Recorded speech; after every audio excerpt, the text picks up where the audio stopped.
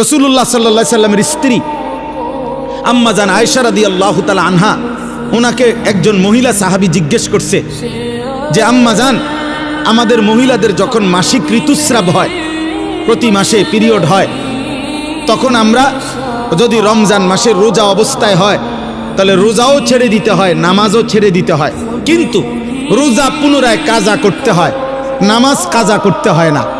একই কারণে নামাজ ছাড়লাম, একই কারণে রোজাও ছাড়লাম, অথচ রোজা কাজা করতে হবে, নামাজ কাজা করতে হবে না, এই রকম বিধান কেন?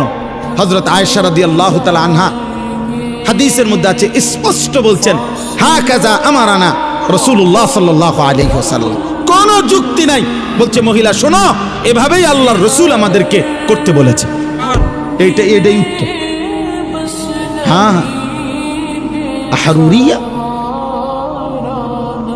বেশি প্রশ্নকারিনী মহিলা তুমি, কেন জিজ্ঞেস করলা? বরং এভাবেই নবী বলেছেন, খালাস।